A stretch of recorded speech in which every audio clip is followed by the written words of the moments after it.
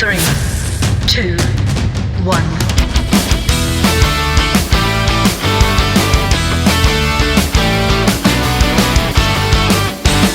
Well, this month has all been about definitions. Definitions of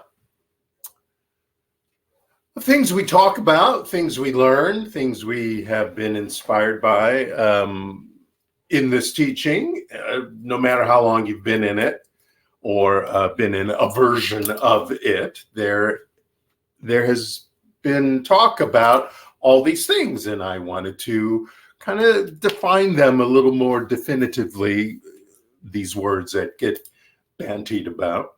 Talked about God, definition of God, talked about mindfulness, my version, not mindfulness that you might think of, but mindfulness. We talked about that this month. We talk about the greatest law there is. There's a lot of spiritual laws, universal laws that you hear about, read about, etc. But what about the law of you? We talked about the law of you this month and defined that. Well, this week, in our final week of the theme of definitions, I want to talk about prayer. In a way, prayer is defined by the Oxford Dictionary as a solemn request for help or expression of thanks addressed to God or an object of worship. It's an earnest hope or wish, and it's based on the Latin word precarious, or precarius maybe, meaning obtained by entreaty. So then I went to Wikipedia, and I know Wikipedia can be a little iffy sometimes, but Wikipedia says that prayer is an invocation or an act that seeks to activate a rapport with an object of worship through deliberate communication. Liking that so far. Also, as an act of supplication or intercession directed towards a deity or a deified ancestor. Not liking that too much. Or with the purpose of thanksgiving or praise, similar to forms of meditation or the use of charms or spells. Now, in New Thought, we say, our thoughts are prayers. Our thoughts are prayers, which actually became a song written by a woman named Lucille K. Olson, going like this. Our thoughts are prayers, and we are always praying. Our thoughts are prayers. Listen to what you're saying. Seek a higher consciousness, a state of peacefulness, and know that God is always there. And every thought becomes a prayer. Now, if you've ever gone to a Unity church service, which is part of the New Thought movement, you've probably heard this song. Most of them sing it. Very popular with that community. But the second verse is the verse that really practicalizes, I don't think that's a name, but practicalizes this concept. And it goes like this. Our thoughts are prayers, the tools that we create with. Our thoughts are prayers that spirit resonates with. Seek a higher consciousness, a state of mindfulness, and know that God is always there. And every thought becomes a prayer. You know, in the conclusion of the original Science of Mind and Spirit book from 1926, Ernest Holmes wrote this. When 51% of your thinking is health and life and power, that day, the 51% will swallow up, erase, kill out the rest. The day you, as an individual, through 51% of your thought pass beyond the perception of limitation, you will draw out of the universe everything you desire. Poverty will desert you, and you will be emancipated forever. The day you think 51% of happiness, misery shall depart and never return. Is it not then worth your time and your effort? And should it not be the greatest purpose in the life of any awakened soul to depict this principle as to emancipate himself? Yes, I say so. So Dr. Holmes says that all you need to do is to get to 51% in your belief, and the universe takes care of the rest, right? He also codified a form of prayer that we use in this teaching. It's a form of affirmative prayer, and many of the other New Thought movement organizations and teachings use a version of affirmative prayer, not necessarily this 5-step process that Dr. Holmes codified, but it is a process. It's a process that he called spiritual mind treatment, which in his words is an affirmation of the divine presence in and through all things, all people, and all events. Now, basically, it's a conversation with the divine within. It's a communion with the creative power of the universe. Dr. Holmes goes on to say in the Science of Mind book, treatment is not, this is really important, treatment is not for the purpose of making things happen. It is to provide within ourselves an avenue through which they may happen.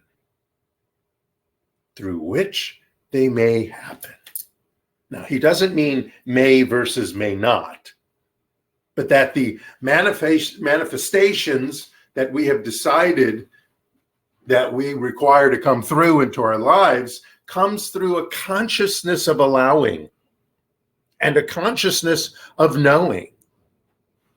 We are putting ourselves into the frequency, into the vibration of that object, that idea that we have decided we require now in our life, in our experience. The title of my talk today is Treat, Move Your Feet, and Heal. Treat, move your feet is a saying in New Thought, if you're not familiar with it, meaning that you don't just pray, you don't just affirmatively pray, you don't just say words, you don't even just imagine and live the feeling within you of experiencing that object, that idea that you have decided you want in your life. It's above and beyond that. You treat, you know, you imagine, you feel, you envision, but you also move your feet. You also do what needs to be done to bring forth that. And you'll realize that. Your intuition will tell you, well, I need to make this phone call. I need to talk to this person. I need to look at the world in a peaceful way, no matter what's going on.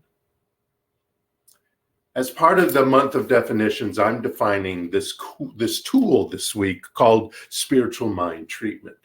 Now, spiritual mind treatment is a 5-step affirmative prayer that treats your mind. Thus the word, spiritual mind treatment. You are treating your mind. And as you treat your mind to these maybe new ideas of peace, grace, gratitude, etc., you're thus treating your subconscious. And as you treat your subconscious, you're thus treating your belief system to what you have decided to be in your life. You are going to be this idea now. You're going to be this person that owns such an object now. Your belief system to what you have decided is to be in mind, body, spirit, and experience.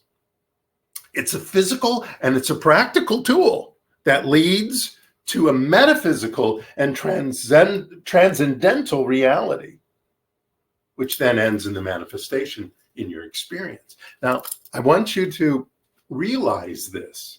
I want you to realize this physical tool that you're doing, this thing called prayer or treatment or being mindful. All these tools, all these spiritual tools, which are also practical tools, create a metaphysical reality, because it is in the metaphysical that these things are going to occur through the law of cause and effect. So I want you to remember that as you use these tools that we teach and inspire you to have in your life, these spiritual tools, that they're leading you into a metaphysical and a transcendental reality. And in that universal reality, in that divine reality, you manifest these things, these ideas into your experience. So I'm going to go through how this 5-step works. If you know about it, then you're going to be reminded. And if not, this will be a new tool for you. You hear us, Caressa earlier did a spiritual mind treatment. I'll do one near the end of our broadcast. So you've heard these things, but maybe you don't know what the steps are. So here's the steps. It starts with what we call recognition. And what we're doing is we're recognizing the power that there is. It's the proposition that there is one mind. There's one creative force in the universe. It's an energy.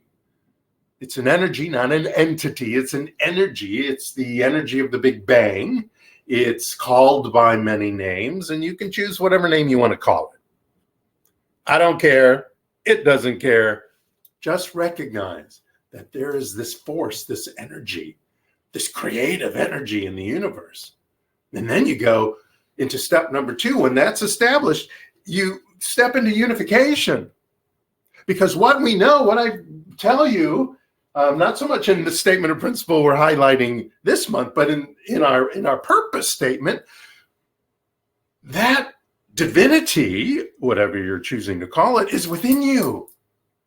So now in the second step, we talk about unification. And in this step of unification, this is where we have the communion. This is where we make the phone call, so to speak, the connection. This is where the frequency, the wavelength linkage happens. And you can you can close your eyes or not. You can put yourself in a certain sitting position. You can ground yourself, etc., etc. But in this unification, that's where it all happens. You know, they say once you do the first and second steps of spiritual mind treatment, the other 3 is just kind of the cherry and the whipped cream on top. You can also, when you're doing this step, you could have various prayer positions if you want. If it makes you feel more connected to your spirit, you could do the Anjali Mudra, which is hands together at the sternum. You can do the, as they say, they call it, can you have to step back? You can't quite see it. The carry the TV kind of prayer hands. You could carry the widescreen, have a little more open, and open yourself up. This is really great, actually, because you open yourself up. And since this spiritual mind treatment takes a few minutes, it's sort of like the superpower power stance. You know, you're going to be holding this for 2 to 5 minutes, and the stance opens you up. This is great. Maybe you'll even go a little wider. Maybe you'll even go like this, sort of like, this is how big my fish was, or fish is that I just caught. That's a form of prayer. People pray like that. You could do that if you'd like. You could hold the baby. Hold the baby. Hold the baby. That's the way here. See, you've seen people pray like that? Yeah, hold the baby. Or maybe the light bulbs. You'll see this a lot. especially in Pentecostal, but you can see this anywhere. I've seen it in New Thought. I've done it. You may have seen me do this when we're doing a prayer. I open myself up and I feel the energy that's around me. But that's sort of like the light bulb. Sometimes you wave your hand, sometimes you don't. You could do that stance if you want during this prayer. You could do the gold post. Some people do that, or the gold post with heartburn, as one comedian was saying. But I love this. I love this. I love putting my hand on my heart, even if it's just one hand and the other arm is just moving because my arms move when I do a spiritual mind treatment. But you know, when you put your hand on your heart, if you just let it sit there and you let it breathe and you take a moment, wow, things just change. You feel so much more connected to yourself. And as you are connecting with yourself, you connect with the divine. And that's what's happening in this section. You're unifying, you're speaking the word that you are unified with this divine power that's going on right here, right now. But none of that is necessary. You don't have to put your hands in a special place. Like I said, this helps. Like I've said, this opens me up. Unification with that which is within you, that power, that presence that is within you right here and right now. It actually never goes away. It's always there. It's just in that moment we are purposefully unifying with intention to that great power of peace and grace and divine love that is within us. Then we go on to the third step. The third step is called declaration. It's called revelation. It's the moment when you reveal to maybe yourself as well as to the universe that which is what you want, where you are declaring that I am the magnet to this experience. It's kind of the meat of this spiritual tool. And now is a good time for me to remind you that in New Thought, we don't believe in a prayer of beseechment, hoping, or wishing, or even wanting. Did a whole talk about wanting, not wanting. You don't want this. You have this. Now, we do declare, we do proclaim, and of course, we do especially know, because when you know you have it, it shows up.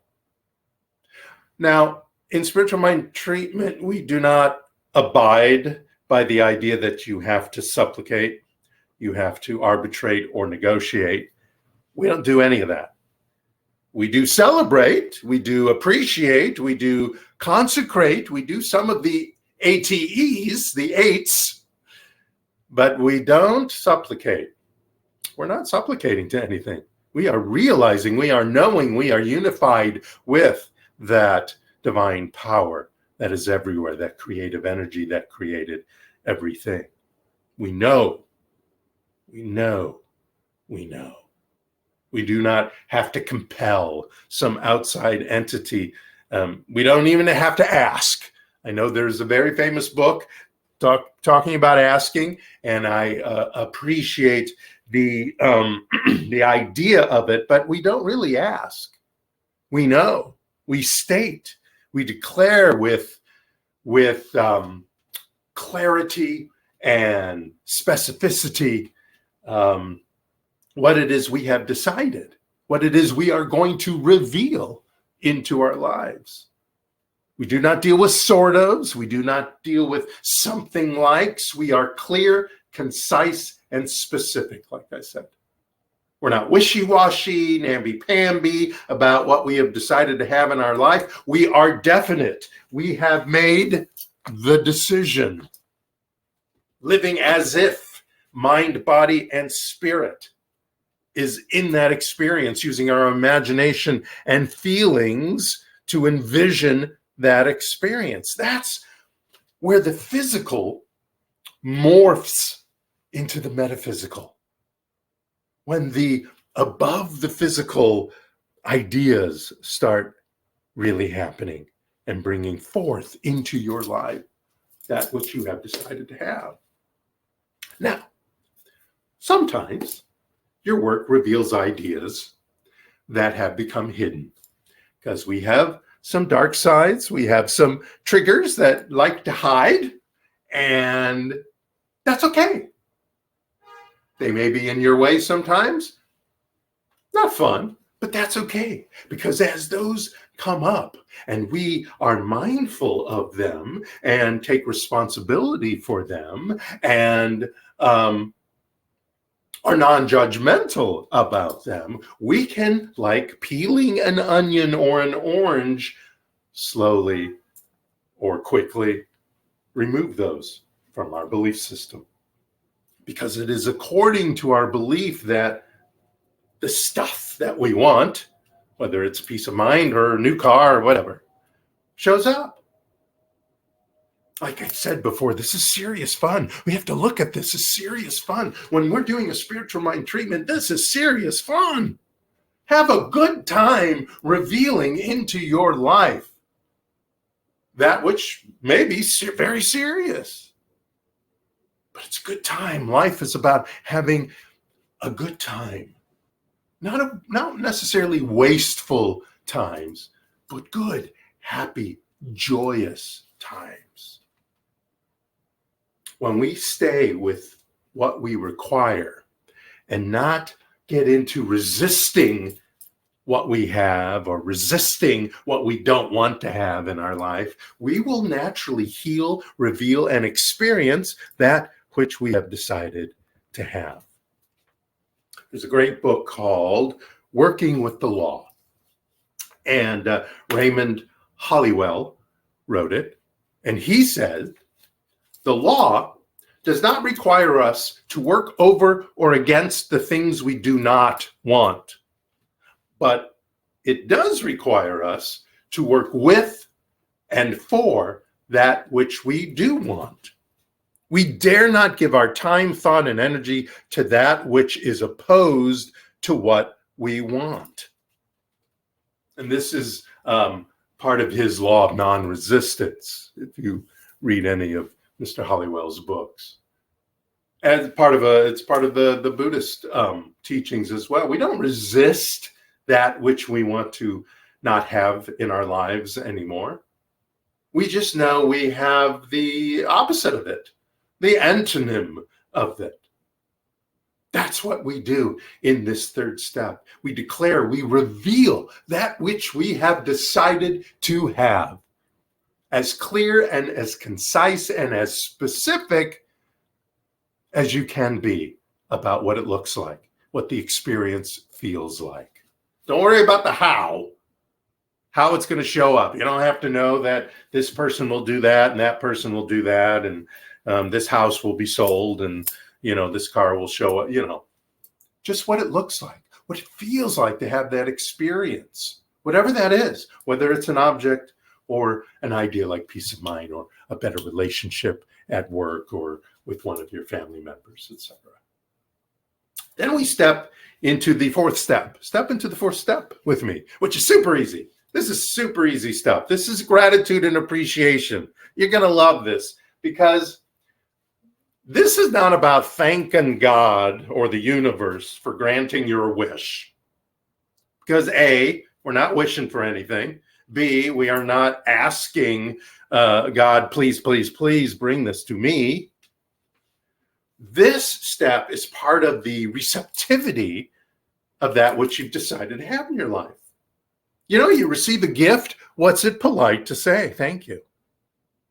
But you say thank you because you've already received the gift. Here's a book for you. Congratulations. Thank you. I've already received the book. I am not thanking any sort of entity or even energy for listening to me. It's listening all the time. This gratitude, this appreciation is actually a better word than gratitude or thankfulness.